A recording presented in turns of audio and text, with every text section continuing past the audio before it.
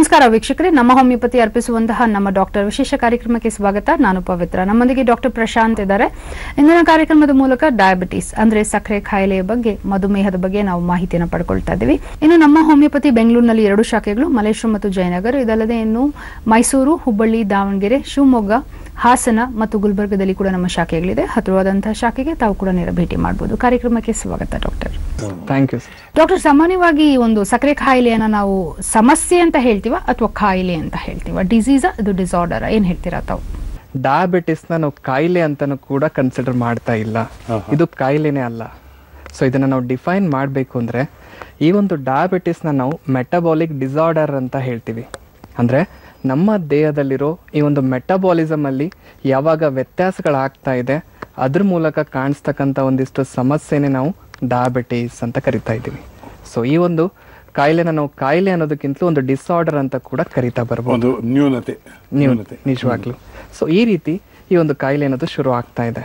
ಅದ್ರ ಜೊತೆಗೆ ಈ ಒಂದು ಕಾಯಿಲೆನೂ ಕೂಡ ನಾವು ಆಟೋ ಇಮ್ಯೂನ್ ಡಿಸೀಸ್ ಅಂತ ಕೂಡ ಕರಿತಾ ಬರ್ಬೋದು. ಸೊ ಆಟೋ ಇಮ್ಯುನಿಟಿ ಅಂತ ಅಂದ್ರೆ ಏನು, ಅದು ತುಂಬಾನೇ ಮುಖ್ಯ ಆಗುತ್ತೆ. ಜನರಲಿ ಆಟೋ ಇಮ್ಯೂನ್ ಡಿಸೀಸ್ ಅಂದ ಕೂಡಲೇ ಸೊ ನಮ್ಮ ದೇಹದಲ್ಲಿರೋ ಈ ಒಂದು ಇಮ್ಯೂನ್ ಸಿಸ್ಟಮ್ ಯಾವಾಗ ವಿರುದ್ಧವಾಗಿ ಕೆಲಸ ಮಾಡೋದಕ್ಕೆ ಶುರು ಆಗ್ತಾ ಇದೆ, ಆ ಒಂದು ವಿರುದ್ಧವಾಗಿ ಕೆಲಸ ಮಾಡೋದ್ರ ಮೂಲಕ ನಮ್ಮ ದೇಹದಲ್ಲಿರೋ ಈ ಒಂದು ಕಣಗಳಿಗೆ ಯಾವಾಗ ತೊಂದರೆ ಕೊಡೋದಕ್ಕೆ ಅದು ಶುರು ಮಾಡ್ತಾ ಇದೆ. ಸೊ ಅದ್ರ ಮೂಲಕ ಹುಡ್ತಕ್ಕಂಥ ಒಂದು ಸಮಸ್ಯೆನೇ ಈ ಡಯಾಬಿಟೀಸ್ ಅಂತ ತಿಳಿಸ್ಬೋದು. ಅದರಲ್ಲೂ ಡಯಾಬಿಟಿಸ್ ಅಂದ್ಕೊಳ್ಳೇ ಪ್ರತಿಯೊಬ್ಬ ಪೇಷಂಟು ನೋಡ್ತಾ ಇರ್ತೀವಿ, ರಕ್ತ ಪರೀಕ್ಷೆ ಅನ್ನೋದು ರಿಪೀಟೆಡ್ ಆಗಿ ಮಾಡ್ತಾ ಇರ್ತೀವಿ. ಸರ್ ಊಟದಕ್ಕಿಂತ ಮುಂಚೆ ಮಾಡಿಸ್ದೆ 150 ಆಯಿತು, 160 ಆಯಿತು, ಅಥವಾ ಊಟ ಆದ್ಮೇಲೆ ಮಾಡಿಸ್ದೆ 220 ಆಯಿತು, 240 ಆಯಿತು. ಅದ್ರ ಬಗ್ಗೆ ಕೂಡ ಪ್ಯಾನಿಕ್ ಆಗ್ತಾ ಇರೋದು ನೋಡ್ತಾ ಇದ್ದೀವಿ.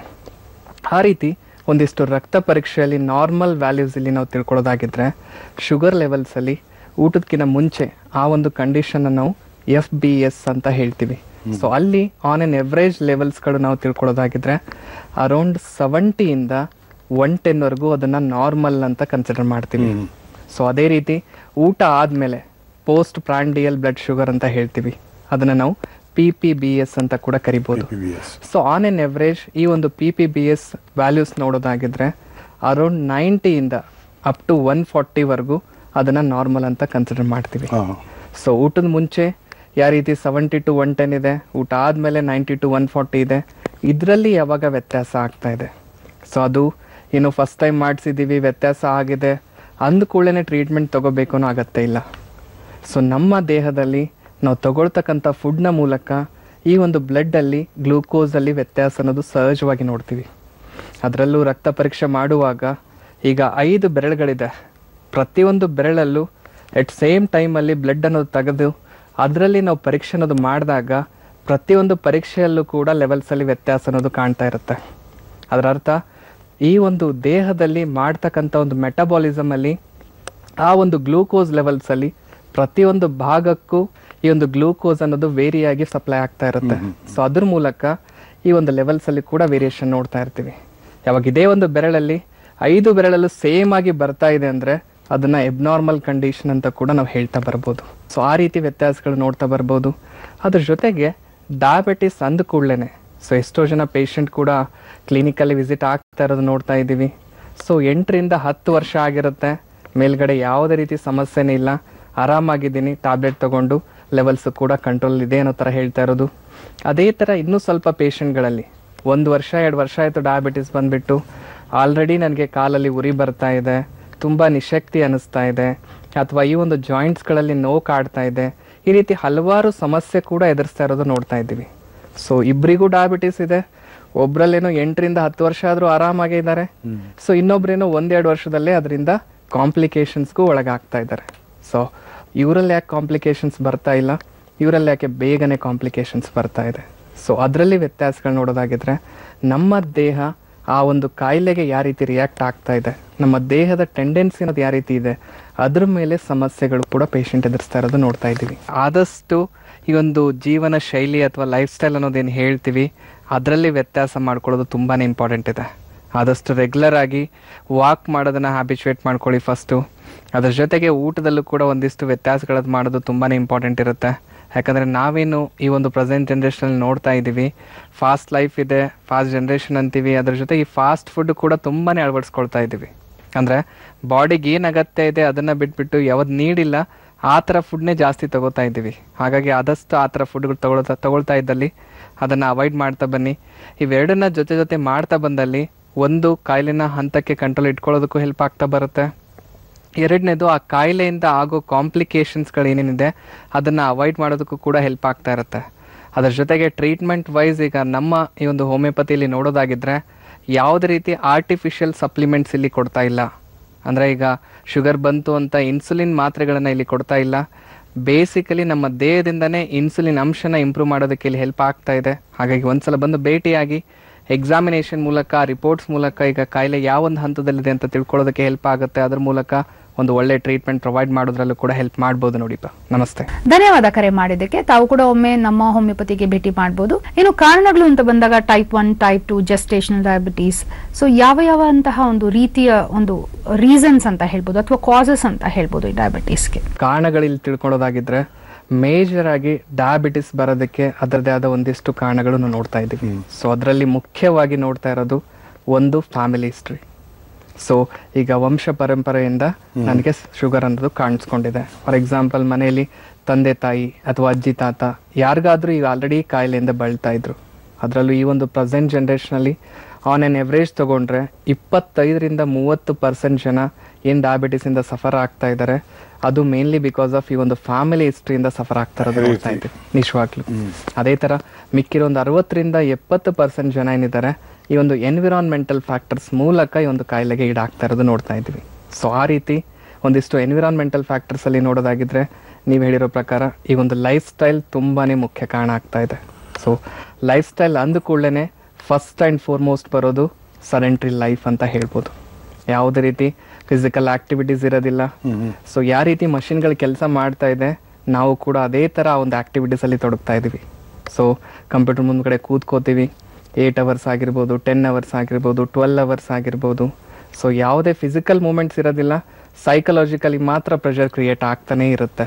ಸೊ ಆ ರೀತಿ ಒಂದು ಸೆಡೆಂಟ್ರಿ ಲೈಫ್ನ ನಾವು ಯಾವಾಗ ಲೀಡ್ ಮಾಡೋದಕ್ಕೆ ಶುರು ಮಾಡ್ತಾ ಇದ್ದೀವಿ ಅದ್ರ ಮೂಲಕ ಈ ಶುಗರ್ ಅನ್ನೋದು ಒಂದು ಕಾಯಿಲೆ ಮಾತ್ರ ಅಲ್ಲ, ಹಲವಾರು ಕಾಯಿಲೆಗೆ ಈಡಾಗ್ತಾ ಇರೋದು ನೋಡ್ತಾ ಇದ್ದೀವಿ. ಎಸ್ಪೆಷಲಿ ಒಂದು ಮಿಡ್ಲ್ ಏಜಲ್ಲಿ ಅದನ್ನು ಕೂಡ ಈ ಒಂದು ಟೈಪ್ 2 ಡಯಾಬಿಟಿಸಲ್ಲಿ ನೋಡ್ತಾ ಇದ್ದೀವಿ. ಟೈಪ್ 2 ಡಯಾಬಿಟಿಸ್ನೇ ನಾವು ಸ್ಟ್ರೆಸ್ ಇಂಡ್ಯೂಸ್ ಡಯಾಬಿಟಿಸ್ ಕೂಡ ಅಂತ ಇದ್ದೀವಿ.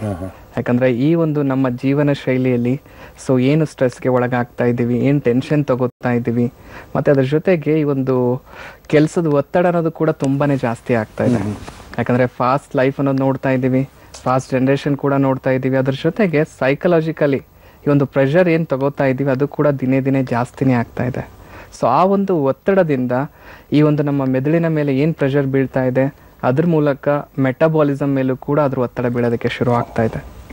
ಅದರಿಂದ ಎಷ್ಟೋ ಜನ ಈ ಒಂದು ಕಾಯಿಲೆಗೆ ಅರ್ಲಿಯರ್ ಏಜಲ್ಲೇ ತುತ್ತಾಗ್ತಾ ಇರೋದು ನೋಡ್ತಾ ಇದ್ದೀವಿ. ಯಾಕಂದರೆ ಒಂದು 10 ವರ್ಷದ ಕೆಳಗಡೆ ನೋಡೋದಾಗಿದ್ರೆ ಆಲ್ಮೋಸ್ಟ್ ಡಯಾಬಿಟೀಸ್ ಅನ್ನೋದನ್ನ ನಾವು ಏಜ್ ರಿಲೇಟೆಡ್ ಕಾಯಿಲೆಯಲ್ಲಿ ಕೂಡ ಹೋಲಿಸ್ತಾ ಇದ್ದೀವಿ. ಒಂದು 50 ವರ್ಷ ಆಗಿದೆ, 60 ವರ್ಷ ಆಗಿದೆ. ಅಂದರೆ ವಯಸ್ಸು ಆಗ್ತಾ ಯಾವ ರೀತಿ ನಮ್ಮ ದೇಹದಲ್ಲಿ ಈ ಒಂದು ಮೆಟಬಾಲಿಸಮ್ ದಿನೇ ಅದ್ರ ಕೆಲಸ ಕಮ್ಮಿ ಮಾಡ್ತಾ ಇದೆ ಅದ್ರ ಮೂಲಕ ಈ ಒಂದು ಕಾಯಿಲೆಗೆ ಈಡಾಗ್ತಾ ಇದ್ದಾರೆ ಅನ್ನೋ ಥರ ನೋಡ್ತಾ ಇದ್ವಿ. ಆದರೆ ಈಗ ಸೊ ಆಲ್ಮೋಸ್ಟ್ ಈ ಒಂದು ಟೈಪ್ 2 ಡಯಾಬಿಟಿಸ್ ತುಂಬಾ ಕಾಮನ್ ಆಗಿ ನೋಡ್ತಕ್ಕಂಥದ್ದು 28, 30, 35 ವಯಸ್ಸಿನವ್ರಿಗೂ ಕೂಡ ಕಾಡ್ತಾ ಇದೆ. ಸೊ ಅಷ್ಟರ ಮಟ್ಟಿಗೆ ಕಾಮನ್ ಆಗಿ ಸಫರ್ ಆಗುವಂಥ ಒಂದು ಕಾಯಿಲೆ ಈ ಡಯಾಬಿಟಿಸ್ ಅಂತ ಹೇಳೋದು. ಅದರಲ್ಲೂ ಎಪಿಡೆಮೊಲಾಜಿಕಲಿ ನೋಡೋದಾಗಿದ್ರೆ ಆಲ್ಮೋಸ್ಟ್ 70 ಮಿಲಿಯನ್ ಜನ ಈ ಕಾಯಿಲೆಗೆ ಆಲ್ರೆಡಿ ತುತ್ತಾಗಿದ್ದಾರೆ. ಅದರಲ್ಲೂ India is having highest number of diabetic patients ಅಂತ ಹೇಳ್ತೀವಿ. ಅಂದರೆ ಭಾರತದಲ್ಲೇ ಅತಿ ಹೆಚ್ಚು ಮಧುಮೇಹ ಸಂಖ್ಯೆ ಇರೋ ಪೇಷಂಟ್ಗಳನ್ನು ನೋಡ್ತಾ ಇದ್ದೀವಿ. ಅಷ್ಟರ ಮಟ್ಟಿಗೆ ಕಾಮನ್ ಆಗಿ ಇಫೆಕ್ಟ್ ಆಗ್ತಕ್ಕಂಥ ಒಂದು ಸಮಸ್ಯೆ ಈ ಮಧುಮೇಹ ಅಥವಾ ಸಕ್ಕರೆ ಕಾಯಿಲೆ ಅಂತ ಹೇಳ್ಬೋದು. ಇದು ನಮ್ಮ ದೇಶದಲ್ಲಿ ಇದು ಜಾಸ್ತಿ ಅಂತ ಅಂದಾಗ ಇದಕ್ಕೆ ಕಾಮನ್ ಆದ ಫ್ಯಾಕ್ಟರ್ ಯಾವ್ದಾರ ಒಂದಿದೆಯಾ? ನಿಜ. ಸೊ ಆ ಥರ ಒಂದು ಕಾಮನ್ ಫ್ಯಾಕ್ಟರ್ ನೋಡೋದಾಗಿದ್ರೆ ಒಂದು ಈ ಒಂದು ಜೀವನ ಶೈಲಿ, ಎರಡನೇದಾಗಿ ಬಂದ್ಬಿಟ್ಟು ಈ ಒಂದು ಸೈಕಲಾಜಿಕಲ್ ಫ್ಯಾಕ್ಟರ್ಸ್ ಅಂದರೆ ಮಾನಸಿಕ ಒತ್ತಡ. ಈ 2 ಫ್ಯಾಕ್ಟರ್ಸ್ ಏನಿದೆ ಈ ಒಂದು ಕಾಯಿಲೆಗೆ ತುಂಬಾ ಕಾರಣ ಆಗ್ತಾ ಇದೆ ಈ ಒಂದು ಭಾರತ ದೇಶದಲ್ಲಿ ಇಫೆಕ್ಟ್ ಆಗ್ತಕ್ಕಂಥದ್ದು. ಅದ್ರ ಜೊತೆಗೆ ಈ ಒಂದು ಕಾಯಿಲೆ ನಾನು ಕರೆಕ್ಟಾಗಿ ಡಯಾಗ್ನೋಸ್ ಮಾಡಬೇಕು, ಅದರದೇ ಆದ ಸಮಸ್ಯೆಗಳನ್ನು ತಿಳ್ಕೋಬೇಕು ಅಂದರೆ ವಿಧಗಳು ತುಂಬಾ ಮುಖ್ಯ ಆಗುತ್ತೆ. ಶುಗರ್ ಇವಾಗ ಡಯಾಬಿಟಿಸಲ್ಲಿ ಎಷ್ಟು ವಿಧಗಳಿದೆ ಅದು ಹೇಳ್ಬೋದಾ? ಸೊ 2 ವಿಧಗಳು ಕಾಮನ್ ಆಗಿ ನೋಡ್ತಾ ಇದ್ದೀವಿ. ಒಂದು ಟೈಪ್ 1 ಡಯಾಬಿಟಿಸ್ ಅಂತ ಹೇಳ್ತೀವಿ, ಎರಡನೇದಾಗಿ ಬಂದ್ಬಿಟ್ಟು ಟೈಪ್ 2 ಡಯಾಬಿಟಿಸ್ ಅಂತ ಹೇಳ್ತೀವಿ. ಸೊ ಟೈಪ್ 1 ಡಯಾಬಿಟಿಸ್ನ ನಾವು ಇನ್ಸುಲಿನ್ ಡಿಪೆಂಡೆಂಟ್ ಡಯಾಬಿಟಿಸ್ ಅಂತ ಹೇಳ್ತೀವಿ. ಟೈಪ್ 2 ಡಯಾಬಿಟಿಸ್ ಬಂದ್ಬಿಟ್ಟು ಇನ್ಸುಲಿನ್ ಇಂಡಿಪೆಂಡೆಂಟ್ ಡಯಾಬಿಟಿಸ್ ಅಂತ ತಿಳಿಸ್ತೀವಿ. ಸೊ ಒಂದು 100 ಜನ ಈ ಒಂದು ಡಯಾಬಿಟಿಸ್ಗೆ ತುತ್ತಾಗಿದ್ದಾರೆ ಅಂದರೆ ಆಲ್ಮೋಸ್ಟ್ 85 to 90% ಜನ ಇದ್ದಾರೆ ಟೈಪ್ 2 ಇಂದ ಸಫರ್ ಆಗ್ತಾ ಇರೋದು ನೋಡ್ತಾ ಇದ್ದೀವಿ. ಅಂದರೆ ಅಷ್ಟರ ಮಟ್ಟಿಗೆ ಕಾಮನ್ ಆಗಿ ಇಫೆಕ್ಟ್ ಆಗುವಂಥ ಒಂದು ಡಯಾಬಿಟಿಸ್ ಅಂದರೆ ಈ ಟೈಪ್ 2 ಡಯಾಬಿಟಿಸ್ ಅಂತ ಹೇಳ್ಬೋದು.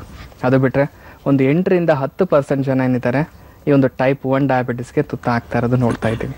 ಸೊ ಈ 2 ವಿಧಗಳಲ್ಲಿ ಸೊ ಕಾಯಿಲೆ ಅನ್ನೋದು ಹುಟ್ಕೊಳ್ತಾ ಇದೆ ಅಂದರೆ ನಮ್ಮ ದೇಹದಲ್ಲಿರೋ ಈ ಒಂದು ಮೆಟಬಾಲಿಸಮಲ್ಲಿ ಏನು ವ್ಯತ್ಯಾಸಗಳಾದರೆ ಇದು ಹುಟ್ಕೊಳ್ತಾ ಇದೆ ಅನ್ನೋದು ತುಂಬಾ ಮುಖ್ಯ ಆಗುತ್ತೆ. ಆ ರೀತಿ ನಮ್ಮ ಈ ಒಂದು ದೇಹದಲ್ಲಿ ಮೆಟಬಾಲಿಕ್ ಫಂಕ್ಷನಲ್ಲಿ ವ್ಯತ್ಯಾಸ ಆಗೋದನ್ನು ತಿಳ್ಕೊಳ್ಳೋದಂದ್ರೆ ನಮ್ಮ ದೇಹದಲ್ಲಿ ಒಂದು ಪ್ಯಾನ್ಕ್ರಿಯಾಸ್ ಅನ್ನೋ ಗ್ರಂಥಿ ಇದೆ. ಅದನ್ನು ನಾವು ಕನ್ನಡದಲ್ಲಿ ಮೇದೋಜೀರಕ ಗ್ರಂಥಿ ಅಂತ ಕರಿತೀವಿ. ಸೊ ಈ ಒಂದು ಗ್ರಂಥಿಯ ಫಂಕ್ಷನ್ ತುಂಬಾ ಮುಖ್ಯ ಆಗುತ್ತೆ. ಈ ಒಂದು ಗ್ರಂಥಿಯ ಮೂಲಕ 2 ಹಾರ್ಮೋನ್ಸ್ಗಳನ್ನು ರಿಲೀಸ್ ಆಗ್ತಾ ಇರೋದು ನೋಡ್ತಾ ಇದ್ದೀವಿ. ಒಂದನ್ನು ಇನ್ಸುಲಿನ್ ಅಂತ ಕರಿತೀವಿ, ಎರಡನೇದು ಬಂದ್ಬಿಟ್ಟು ಗ್ಲೂಕ್ಯಾಗಾನ್ ಅಂತ ಕೂಡ ಕರಿತಾ ಬರ್ತೀವಿ. ಈ 2 ಹಾರ್ಮೋನ್ಸ್ಗಳ ಫಂಕ್ಷನ್ ಏನಾಗ್ತಾ ಇರುತ್ತೆ ಅಂದರೆ, ಈಗ ಇನ್ಸುಲಿನ್ ಏನು ರಿಲೀಸ್ ಆಗ್ತಾ ಇದೆ ದೇಹದಲ್ಲಿ, ಅದರ ಕೆಲಸ ಪ್ರತಿದಿನ ನಾವೇನು ಫುಡ್ ತಗೋತಾ ಇದ್ದೀವಿ, ಊಟ ಏನು ಮಾಡ್ತಾ ಇದ್ದೀವಿ, ಸೊ ಆ ಒಂದು ಫುಡ್ಡು ಕರಗಾದ್ಮೇಲೆ ಗ್ಲೂಕೋಸ್ ಆಗಿ ಕನ್ವರ್ಟ್ ಆಗ್ತಾ ಇರುತ್ತೆ. ಕನ್ವರ್ಟ್ ಆದಾಗ ದೇಹದಲ್ಲಿ ಈ ಒಂದು ಬ್ಲಡ್ನ ಮೂಲಕ ಪ್ರತಿಯೊಂದು ಭಾಗಕ್ಕೂ ತಲುಪ್ತಾ ಇರುತ್ತೆ. ಆ ಒಂದು ಗ್ಲೂಕೋಸ್ನ ಕರಗಿಸ್ಬಿಟ್ಟು ಎನರ್ಜಿಯಾಗಿ ಕನ್ವರ್ಟ್ ಮಾಡೋದ್ರಲ್ಲಿ ಈ ಇನ್ಸುಲಿನ್ ಅನ್ನೋದು ಹೆಲ್ಪ್ ಮಾಡ್ತಾ ಇರುತ್ತೆ. ಸೊ ಹಾಗಾಗಿ ಪ್ರತಿದಿನ ನಾವೇನು ಫುಡ್ ತಗೋತಾ ಇದ್ದೀವಿ ಅದ್ರ ಮೂಲಕ ಆಕ್ಟಿವ್ ಆಗಿ ಕೆಲಸ ಮಾಡೋದಕ್ಕೂ ಕೂಡ ಹೆಲ್ಪ್ ಆಗ್ತಾ ಇರುತ್ತೆ. ಸೊ ಅದೇ ಥರ ಈ ಗ್ಲೂಕ್ಯಾಗಾನ್ ಅಂತ ಏನು ಹಾರ್ಮೋನ್ಸ್ ಇದೆ, ನಾವು ಯಾವಾಗ ಊಟ ಮಾಡೋದಿಲ್ಲ, ಸೊ ಹಸಿವೆ ಆಗ್ತಾ ಇರುತ್ತೆ, ಹಸಿವೆ ಆದರೂ ಕೂಡ ಒಂದು ತಡ್ಕೊಳ್ಳೋ ಶಕ್ತಿ ದೇಹದಲ್ಲಿದೆ. ಆ ಒಂದು ತಡ್ಕೊಳ್ಳೋ ಶಕ್ತಿ ಈ ಒಂದು ಗ್ಲೂಕ್ಯಾಗಾನ್ ಹಾರ್ಮೋನ್ ಮೂಲಕ ನಮಗೆ ಸಿಗ್ತಾ ಇರುತ್ತೆ. ಆ ಒಂದು ಹಾರ್ಮೋನ್ನ ಫಂಕ್ಷನ್ ಏನಾಗಿರುತ್ತೆ ಅಂದರೆ, ನಮ್ಮ ದೇಹದಲ್ಲಿರೋ ಈ ಒಂದು ಕೊಬ್ಬಿನ ಅಂಶ ಈ ಸ್ಕಿನ್ ಕೆಳಗಡೆ ಏನು ಉಳ್ಕೊಂಡಿರುತ್ತೆ, ಆ ಒಂದು ಕೊಬ್ಬಿನ ಅಂಶದ ಮೂಲಕ ದೇಹಕ್ಕೆ ಆ ಒಂದು ಎನರ್ಜಿ ಕೊಡೋದ್ರಲ್ಲಿ ಈ ಗ್ಲೂಕ್ಯಾಗಾನ್ ಹೆಲ್ಪ್ ಮಾಡ್ತಾ ಇರುತ್ತೆ. ಈ ರೀತಿ ದೇಹದಲ್ಲಿ ಆ ಗ್ಲೂಕೋಸ್ನ ನಾರ್ಮಲ್ ಆಗಿ ಮೇಂಟೈನ್ ಮಾಡೋದ್ರಲ್ಲಿ ಈ 2 ಹಾರ್ಮೋನ್ಸ್ಗಳು ಸಹಾಯದ ಮೂಲಕ ನಡೀತಕ್ಕಂಥದ್ದು. ಯಾವಾಗ ಇದೇ ಒಂದು ಹಾರ್ಮೋನ್ಸ್ಗಳಲ್ಲಿ ವ್ಯತ್ಯಾಸ ಅನ್ನೋದು ಕಾಡೋದಕ್ಕೆ ಶುರು ಆಗ್ತಾ ಇದೆ, ಫಾರ್ ಎಕ್ಸಾಂಪಲ್ ಈ ಒಂದು ಇನ್ಸುಲಿನ್ ಫಂಕ್ಷನ್ ಕರೆಕ್ಟಾಗಿ ನಡೀತಾ ಇಲ್ಲ ಅನ್ನೋದು ಒಂದು, ಎರಡನೇದು ಪ್ಯಾನ್ಕ್ರಿಯಾಸ್ ಗ್ರಂಥಿನೇ ಕರೆಕ್ಟಾಗಿ ಕೆಲಸ ಮಾಡ್ತಾ ಇಲ್ಲ ಅನ್ನೋದು ಇನ್ನೊಂದು. ಸೊ ಈಗ ಪ್ಯಾನ್ಕ್ರಿಯಾಸ್ ಗ್ರಂಥಿ ಯಾವಾಗ ಕೆಲಸ ಮಾಡೋದಿಲ್ಲ, ಒಂದು ಆ ಒಂದು ಗ್ರಂಥಿಗೆ ಯಾವಾಗ ಇನ್ಫೆಕ್ಷನ್ ಆಗೋದಕ್ಕೆ ಶುರು ಆಗ್ತಾ ಇದೆ, ಸೊ ಆ ಒಂದು ಕಂಡೀಷನ್ನೇ ನಾವು ಪ್ಯಾನ್ಕ್ರಿಯಾಟೈಟಿಸ್ ಅಂತ ಕರಿತೀವಿ. ಅಂದರೆ ಈ ಒಂದು ಪ್ಯಾನ್ಕ್ರಿಯಾಸ್ ಗ್ರಂಥಿಯಲ್ಲಿ ಯಾವಾಗ ಇನ್ಫ್ಲಮೇಷನ್ ಅಥವಾ ಇನ್ಫೆಕ್ಷನ್ ಅದು ಹುಟ್ಕೊಳ್ತಾ ಇದೆ, ಅದ್ರ ಮೂಲಕ ಆ ಒಂದು ಗ್ರಂಥಿಯ ಫಂಕ್ಷನ್ ದಿನೇ ದಿನೇ ಕಮ್ಮಿ ಆಗ್ತಕ್ಕಂಥದ್ದು. ಸೊ ಅದ್ರ ಮೂಲಕ ಹುಡ್ತಕ್ಕಂಥ ಒಂದು ಸಮಸ್ಯೆನೇ ಈ ಟೈಪ್ 1 ಡಯಾಬಿಟಿಸ್ ಅಂತ ಕರಿಬಹುದು. ಮತ್ತೊಂದು ಕಾಲರ್ ಇದ್ದಾರೆ. ಹಲೋ, ನಮಸ್ಕಾರ. ಉಷಾ ಅಂತ, ನಾನು ಚಿಕ್ಕಮಗಳೂರಿಂದ ಕಾಲ್ ಮಾಡ್ತೀನಿ. ಡಾಕ್ಟರ್ ಪ್ರಶಾಂತ್ ಇದ್ದಾರೆ, ಪ್ರಶ್ನೆ ಕೇಳಿ. ಉಷಾ ಅವರೇ ನಮಸ್ತೆ. ನಮಸ್ತೆ ಸರ್. ಹೇಳಿಮ್ಮ, ಏನು ಸಮಸ್ಯೆ ಆಗಿತ್ತು? ನನಗೆ 5 ಇಯರ್ಸ್ ಇಂದ ಶುಗರ್ ಕಾಯಿಲೆ ಕಾಣಿಸ್ತಿದೆ ಸರ್. ಕೈಯಲ್ಲಿ ಮತ್ತೆ ಕಾಲಲ್ಲಿ ತುಂಬಾ ಉರಿ ಆಗುತ್ತೆ. ಕೈಯ ತುಂಬಾ ಉರಿ ಬರುತ್ತೆ. ಅದಕ್ಕೆ ಆ ಉರಿಗೆ ಅಂತ ಅಂದ್ಬಿಟ್ಟೆ ಡಾಕ್ಟರ್ಸು ಸಪ್ರೇಟ್ ಮಾತ್ರೆ ಕನ್ಸಲ್ಟ್ ಮಾಡಿದ್ರು. ಬಟ್ ಅದು ತಗೊಂಡ್ರು ಸಹ ಅದು ಉರಿ ಕಡಿಮೆ ಆಗಿಲ್ಲ. ಶುಗರ್ ಕಡಿಮೆ ಆಗೋದಕ್ಕೆ 3 times ಮಾತ್ರೆ ತಗೊಳ್ತಿದ್ದೀನಿ. ಮಾರ್ನಿಂಗು, ಮಧ್ಯಾಹ್ನ ಅಂಡ್ ಈವ್ನಿಂಗ್, ನೈಟು 3 ಟೈಮು ಮಾತ್ರೆ ತಗೊಳ್ತಿದ್ದೀನಿ. ಬಟ್ ಆದ್ರೂ ಅದು ಕಡಿಮೆ ಆಗ್ತಿಲ್ಲ. ಓಕೆ ಅಮ್ಮ, so first of all tension ಮಾಡ್ಕೋಬೇಡಿ ಅಮ್ಮ, ಮಾತಲ್ಲೇ ಕಾಣಿಸ್ತಾ ಇದೆ. ಆದಷ್ಟು ಈ ಥರ ಕಾಯಿಲೆ ಅನ್ನೋದು ಬಂದಿದೆ ಅಂದಾಗ ಭಯ ಅನ್ನೋದು ಸಹಜವಾಗಿ ಕಾಣಿಸ್ಕೊಳ್ತದೆ. ಈ ಥರ ಕಾಯಿಲೆಗಳ ಜೊತೆಗೆ ನಾವು ತಗೊಳ್ತಕ್ಕಂಥ ಟ್ರೀಟ್ಮೆಂಟ್ ಕೂಡ ತುಂಬಾ ಮುಖ್ಯ ಆಗುತ್ತೆ. ಈಗ ಪ್ರತಿದಿನ 3 ಮಾತ್ರೆಗಳನ್ನು ತಗೊಳ್ತಾ ಇದ್ದೀನಿ ಅಂತ ಹೇಳ್ತಾ ಇದ್ದೀರಾ. ಈ ಥರ ಯಾವಾಗ ಡೋಸೇಜ್ ಅನ್ನೋದು ಬೆಳೆಯೋದಕ್ಕೆ ಶುರು ಆಗಿಬಿಡುತ್ತೆ, ಅದ್ರ ಮುಖಾಂತರ ಈ ಕಾಂಪ್ಲಿಕೇಶನ್ಸ್ ಕೂಡ ಪೇಷಂಟ್ಸಲ್ಲಿ ಎದುರಿಸ್ತಾ ಇರೋದು ನೋಡ್ತಾ ಇದ್ದೀವಿ. ಆ ಥರ ಒಂದಿಷ್ಟು ಕಾಂಪ್ಲಿಕೇಶನ್ಸ್ಗಳಲ್ಲೇ ಈ ಒಂದು ಪಾದಗಳಲ್ಲಿ ಉರಿ ಕಾಣಿಸೋದು, ಕೈಯಲ್ಲಿ ಉರಿ ಕಾಣಿಸೋದು, ಅಥವಾ ಮೈಕೈ ನೋವು ಕಾಣಿಸ್ಕೊಳ್ಳೋದು, ನಿಶಕ್ತಿ ಅನಿಸೋದು, ಈ ಎಲ್ಲ ಕಂಡೀಷನ್ ಈ ಒಂದು ಶುಗರ್ ಪೇಷಂಟ್ಸಲ್ಲಿ ನಾವು ನೋಡ್ತಕ್ಕಂಥದ್ದು. ಅದಕ್ಕೆ ಮೂಲ ಕಾರಣನೇ ಈ ಒಂದು ಡಯಾಬೆಟಿಕ್ ನ್ಯೂರೋಪತಿ ಅಂತ ಹೇಳ್ತೀವಿ. ಅಂದರೆ ಶುಗರಿಂದ ನರಗಳಲ್ಲಿ ಯಾವಾಗ ಅದ್ರ ಫಂಕ್ಷನ್ ಅದು ಕಳ್ಕೊಳ್ತಾ ಇದೆ, ಆ ಒಂದು ಸ್ಥಿತಿಯಲ್ಲಿ ಹುಡ್ತಕ್ಕಂಥ ಒಂದಿಷ್ಟು ಸಮಸ್ಯೆಗಳು, ಈ ಒಂದು ಲಕ್ಷಣಗಳು ನೋಡ್ತಕ್ಕಂಥದ್ದು. ಈ ಥರ ಸಮಸ್ಯೆಗಳು ಕಾಣ್ತಾ ಇದೆ ಅಂದಾಗ ಈಗ ನೀವು ಹೇಳ್ತಾ ಇದ್ರೆ ಅದಕ್ಕೆ ಮತ್ತೆ ಬೇರೆ ಮಾತ್ರೆಗಳನ್ನು ಯೂಸ್ ಮಾಡ್ತಾ ಇದ್ದೀನಿ. ಕಾರಣನೇ ಡಯಾಬಿಟಿಸ್ ಆಗಿದೆ. ಈಗ ಡಯಾಬಿಟಿಸ್ನೇ ಕರೆಕ್ಟಾಗಿ ಕಂಟ್ರೋಲ್ ಇಟ್ಕೊಳ್ಳೋಕ್ಕಾಗ್ತಾ ಇಲ್ಲ. ಸೊ ಅದು ಬೆಳೀತಾ ಇದೆ ಅಂತ ಈಗ ಬೇರೆ ಕಾಂಪ್ಲಿಕೇಶನ್ಸ್ ಬಂದಿದೆ ಅಂತ ಮತ್ತೆ ಅದಕ್ಕೆ ಬೇರೆ ಮಾತ್ರೆಗಳು. ಅಂದರೆ ದಿನಗಳು ಹೋಗ್ತಾ ಹೋಗ್ತಾ ಕಾಯಿಲೆ ಬೆಳೀತಾ ಇದೆ, ಅದರಿಂದ ಕಾಂಪ್ಲಿಕೇಶನ್ಸ್ ಆ್ಯಡ್ ಆಗ್ತಾ ಇದೆ. ಯಾವ ರೀತಿ ಕಾಂಪ್ಲಿಕೇಶನ್ಸ್ ಆ್ಯಡ್ ಆಗ್ತಾ ಇದೆ ಆ ರೀತಿ ದಿನೇ ದಿನೇ ಮಾತ್ರೆಗಳು ಕೂಡ ಆಡ್ ಆಗ್ತಾ ಹೋಗುತ್ತೆ. ಆದರೆ ನಮ್ಮ ಈ ಒಂದು ಹೋಮಿಯೋಪತಿಕ್ ಲೈನ್ ಆಫ್ ಟ್ರೀಟ್ಮೆಂಟಲ್ಲಿ ನೋಡೋದಾಗಿದ್ದರೆ nano genetic constitutional homeopathy medicines ಅಂತ ಹೇಳ್ತೀವಿ ಸೊ ನಿಮ್ಮ ದೇಹಕ್ಕೆ ಅನುಗುಣವಾಗಿ ನಿಮ್ಮ ದೇಹದಲ್ಲಿರೋ ಈ ಒಂದು ಮೆಟಬಾಲಿಸಮಲ್ಲಿ ಏನು ವ್ಯತ್ಯಾಸ ಆಗಿದೆ ಅದನ್ನು ಸರಿಪಡಿಸೋದಕ್ಕೆ ಇಲ್ಲಿ ಟ್ರೀಟ್ಮೆಂಟ್ ಪ್ರೊವೈಡ್ ಮಾಡ್ತಾ ಇದ್ದೀವಿ. ಹಾಗಾಗಿ ಈ ಡಯಾಬಿಟಿಸ್ ಅನ್ನೋದು ಒಂದು ಮಾತ್ರ ಅಲ್ಲ, ಅದು ರಿಲೇಟೆಡ್ ಕಾಂಪ್ಲಿಕೇಶನ್ಸ್ ಏನು ಬರ್ತಾ ಇದೆ ಅದನ್ನು ಕೂಡ ಸರಿಪಡಿಸೋದಕ್ಕೆ ಇಲ್ಲಿ ಹೆಲ್ಪ್ ಆಗುತ್ತೆ. ಒಂದು ಸಲ ನಮ್ಮ ಹೋಮಿಯೋಪತಿಗೆ ಬಂದು ಭೇಟಿಯಾಗಿ ನಿಮ್ಮ ಈ ಒಂದು ಪ್ರೆಸೆಂಟ್ ಕಾಯಿಲೆ ಯಾವೊಂದು ಕಂಡೀಷನಲ್ಲಿದೆ ಅಂತ ತಿಳ್ಕೊಂಡ್ಬಿಟ್ಟು ಒಂದು ಸೂಕ್ತವಾದ ಟ್ರೀಟ್ಮೆಂಟ್ ಪ್ರೊವೈಡ್ ಮಾಡೋದ್ರಲ್ಲಿ ಹೆಲ್ಪ್ ಮಾಡ್ಬೋದು ನೋಡಿ ನಮಸ್ತೆ. ಧನ್ಯವಾದ ಕರೆ ಮಾಡಿದ್ದಕ್ಕೆ. ಗುಣಲಕ್ಷಣಗಳು ಯಾವ ರೀತಿ ಇದೆ ಅಂತ ತಿಳ್ಕೊಂಡಿದ್ದೀರಲ್ಲ, ಸೊ ಹಾಗಿದ್ದಲ್ಲಿ ಈ ಲಕ್ಷಣಗಳು ನಮ್ಮಲ್ಲೂ ಕಂಡು ಬಂದಾಗ ಖಂಡಿತ ಎಚ್ಚೆಚ್ಕೊಳ್ಳೋದು ಬಹಳ ಮುಖ್ಯ ಆಗ್ತಾ ಹೋಗುತ್ತೆ. ಯಾಕಂದ್ರೆ ಪ್ರೀ ಡಯಾಬಿಟಿಕ್ ಸ್ಟೇಜಲ್ಲಿ ಇದ್ದಾಗ ಖಂಡಿತ ಡಯಾಬಿಟಿಕ್ ಟರ್ನ್ ಆಗೋದು ಕೂಡ ಒಂದು ಚಾನ್ಸಸ್ ಇದೆ. ಸೊ ಹಾಗಿದ್ದಲ್ಲಿ ಪ್ರೀ ಡಯಾಬಿಟಿಕ್ ಸ್ಟೇಜ್ ಇಂದಾನೇ ನಾವು ಇದನ್ನ ಸರಿಪಡಿಸ್ಕೊಳ್ಳೋದು ಕೂಡ ಬಹಳ ಮುಖ್ಯ ಆಗ್ತಾ ಹೋಗುತ್ತೆ. So prevention is better than cure ಅಂತ ಹೇಳ್ತೀವಲ್ಲ, ಹಾಗಿದ್ದಲ್ಲಿ ಯಾವ ರೀತಿಯಾದಂತಹ ಒಂದು ಡಯಾಗ್ನೋಸಿಸ್ ಬೇಕಾಗಬಹುದು, ಯಾವ ರೀತಿಯಾದಂತಹ ಪರಿಶೀಲನೆಗಳು ಟೆಸ್ಟ್ ಆಗಿರಬಹುದು, ಏನೇನು ಬೇಕಾಗಬಹುದು ಡಾಕ್ಟರ್ ಇದರಲ್ಲಿ?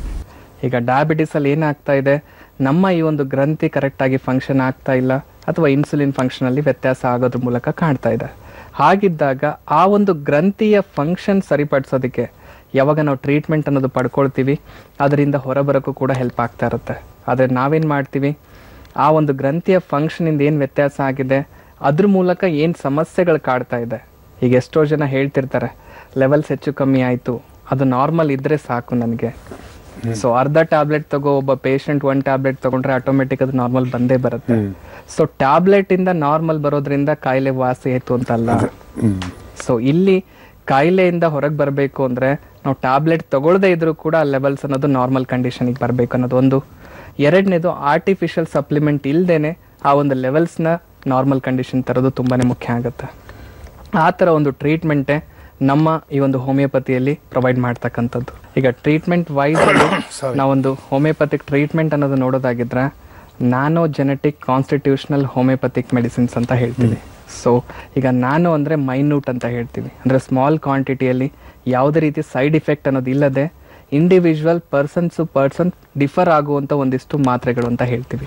ಈಗ ಒಬ್ರಿದ್ದಂಗೆ ಇನ್ನೊಬ್ರಿರಕ್ಕೆ ಸಾಧ್ಯನೇ ಇಲ್ಲ ಅಂದಾಗ ಅವರ ಒಂದು ದೇಹಕ್ಕೆ ಯಾವ ರೀತಿ ಮೆಡಿಸಿನ್ಸ್ ಅನ್ನೋದು ಸೂಟ್ ಆಗುತ್ತೆ ಅನ್ನೋದು ತುಂಬ ಮುಖ್ಯ ಆಗುತ್ತೆ.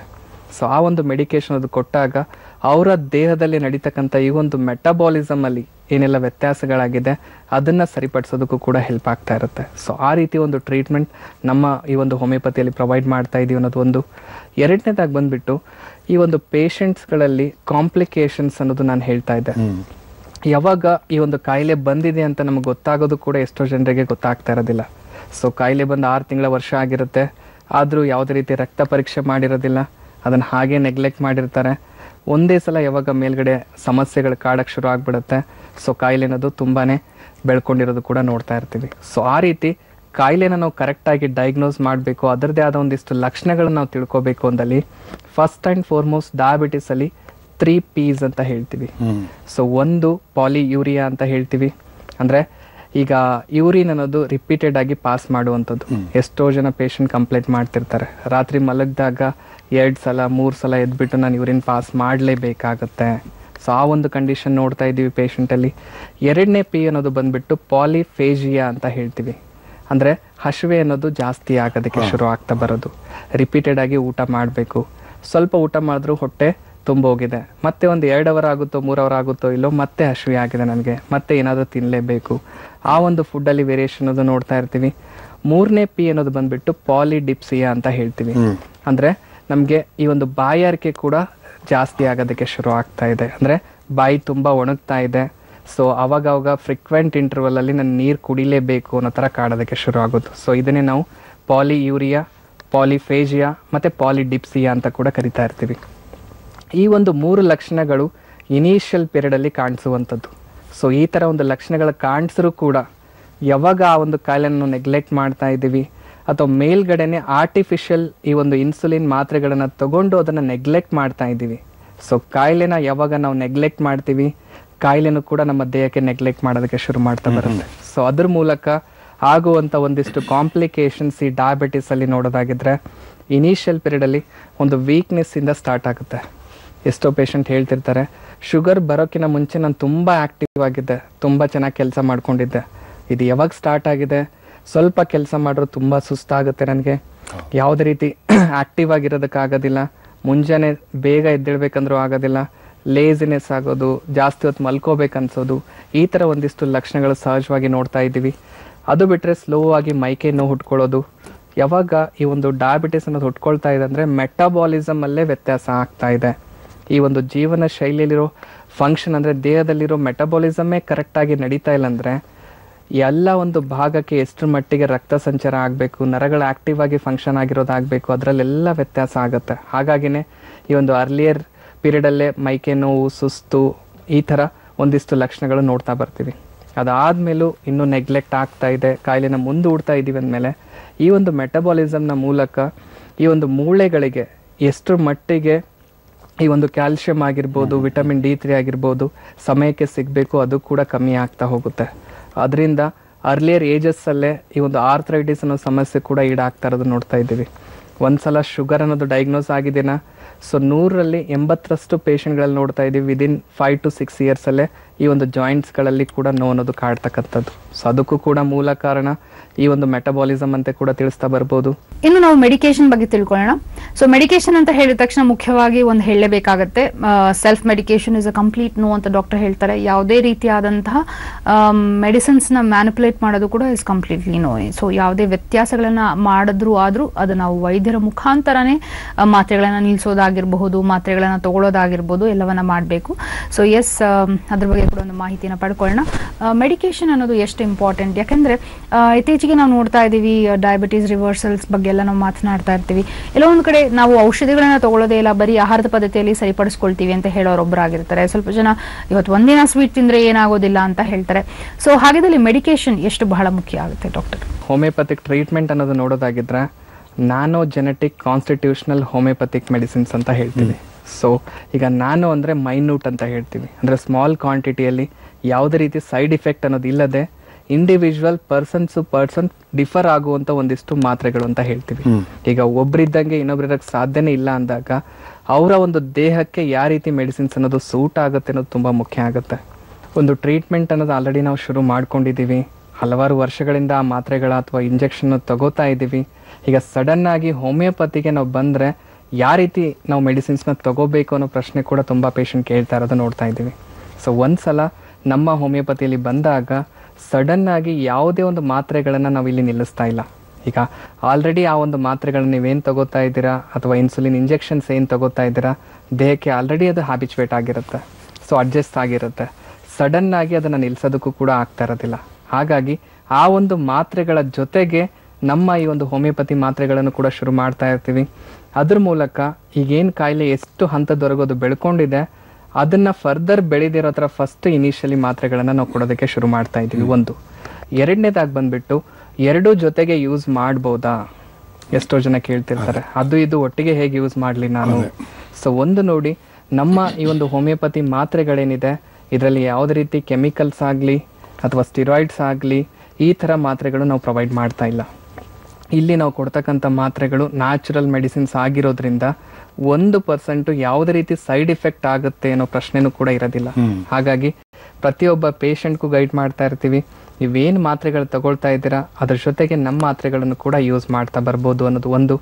ಎರಡನೇದಾಗಿ ಬಂದ್ಬಿಟ್ಟು ಈಗೇನು ಇನ್ಸುಲಿನ್ ಪೇಷಂಟ್ಗಳು ಹೇಳ್ತಿರ್ತಾರೆ, ಒಂದ್ಸಲ ಇನ್ಸುಲಿನ್ ಸ್ಟಾರ್ಟ್ ಆದಮೇಲೆ ಅದನ್ನು ನಿಲ್ಲಿಸ್ಬೋದಾ, ಮತ್ತೆ ನಾನು ಮಾತ್ರೆ ಸ್ಟೇಜಿಗೆ ಹೋಗ್ಬೋದಾ ಅನ್ನೋ ಪ್ರಶ್ನೆ ಕೂಡ ಕೇಳ್ತಾ ಇರ್ತಾರೆ. ಸೊ ಆ ರೀತಿ ಏನಾದರೂ ಪ್ರಶ್ನೆ ಇದ್ದಲ್ಲಿ ಸೊ ಟೆನ್ಷನ್ ಮಾಡ್ಕೊಳ್ಳೋ ಅಗತ್ಯ ಇಲ್ಲ. ನಮ್ಮ ಈ ಒಂದು ಹೋಮಿಯೋಪತಿ ಮೆಡಿಕೇಶನ್ ಮೂಲಕ ನಾವೇನು ಮಾಡ್ತಾ ಇದ್ದೀವಿ, ನೀವೇನು ಇನ್ಸುಲಿನ್ ಆ ಒಂದು ಯೂನಿಟ್ಸ್ಗಳನ್ನು ತಗೊಳ್ತಾ ಇದ್ದೀರಾ ಆ ಯೂನಿಟ್ಸ್ಗಳನ್ನು ರೆಡ್ಯೂಸ್ ಮಾಡುವಂಥ ಶಕ್ತಿ ಹೋಮಿಯೋಪತಿ ಮೆಡಿಸಿನ್ಸಲ್ಲಿದೆ. ಎಷ್ಟೋ ಜನರಿಗೆ ಆಲ್ರೆಡಿ ಹೆಲ್ಪ್ ಕೂಡ ಆಗ್ತಾ ಇರೋದು ನೋಡ್ತಾ ಇದ್ದೀವಿ. ಹಾಗಾಗಿ ಟೆನ್ಷನ್ ಮಾಡ್ಕೊಳ್ಳೋ ಅಗತ್ಯ ಇಲ್ಲ. ಸೊ ಈ ಥರ ಒಂದು ಸಮಸ್ಯೆ ಇದ್ದಲ್ಲಿ ಸೊ ಒಂದು ಸಲ ಶಾಖೆಗೆ ಬಂದು ಭೇಟಿಯಾದಲ್ಲಿ ಎಕ್ಸಾಕ್ಟ್ ಆ ಒಂದು ನಿಮ್ಮಲ್ಲಿ ಕಾಯಿಲೆ ಕಾಣಿಸ್ಕೊಂಡಿರೋದಕ್ಕೆ ಏನೆಲ್ಲ ಕಾರಣಗಳಿದೆ ಅದನ್ನು ಕರೆಕ್ಟಾಗಿ ತಿಳ್ಕೊಂಡ್ಬಿಟ್ಟು ಅದಕ್ಕೆ ಒಂದು ಸೂಕ್ತವಾದ ಟ್ರೀಟ್ಮೆಂಟ್ ಪ್ರೊವೈಡ್ ಮಾಡೋದ್ರಲ್ಲೂ ಕೂಡ ಹೆಲ್ಪ್ ಮಾಡ್ತೀವಿ ಅಂತ ತಿಳಿಸ್ಬೋದು. ಇನ್ನು ವೀಕ್ಷಕರೇ, ನಿಮ್ಮ ಆರೋಗ್ಯ ನಮ್ಮ ಕಾಳಜಿ, ಹೊಸ ಮಾಹಿತಿ ಹೊಸ ಸಂಚಿಕೆ ಮೂಲಕ ನಾನು ನಿಮ್ಮನ್ನ ಭೇಟಿ ಆಗ್ತೀನಿ. ಧನ್ಯವಾದ. ನಮ್ಮ ಹೋಮಿಯೋಪತಿ ಆರೋಗ್ಯ ಸಂಜೀವನಿ.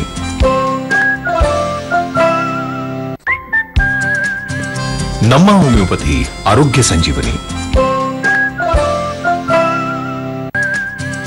ನಮ್ಮ ಹೋಮಿಯೋಪತಿ ಆರೋಗ್ಯ ಸಂಜೀವನಿ. ಪ್ರೀತಿಯ ನಮಸ್ಕಾರಗಳು. ಈ ಮೈಗ್ರೇನ್ ಆಗಿರ್ಬೋದು, ಮಧುಮೇಹ ಆಗಿರ್ಬೋದು, ಆರ್ಥರೈಟಿಸ್ ಆಗಿರ್ಬೋದು, ಬಂಜೆತನ ಆಗಿರ್ಬೋದು, ಉತ್ತಮ ಆರೋಗ್ಯ ಕೊಡುವಲ್ಲಿ ನಮ್ಮ ಹೋಮಿಯೋಪತಿ ಅತ್ಯುತ್ತಮವಾದಂತಹ ಕೆಲಸವನ್ನ ಮಾಡ್ತಾ ಇದೆ. ಎಲ್ಲೂ ವಾಸಿ ಆಗದೆ ಇರೋ ಕಾಯಿಲೆಗೆ ನಮ್ಮ ಹೋಮಿಯೋಪತಿ ಶಾಶ್ವತ ಪರಿಹಾರ ಕೊಡೋದಕ್ಕೆ ಸದಾ ಸಿದ್ಧವಾಗಿರುತ್ತೆ. ನಮ್ಮ ಹೋಮಿಯೋಪತಿ ಯಾಕೆ, ನಿಮ್ಮೆಲ್ಲರ ಹೋಮಿಯೋಪತಿ.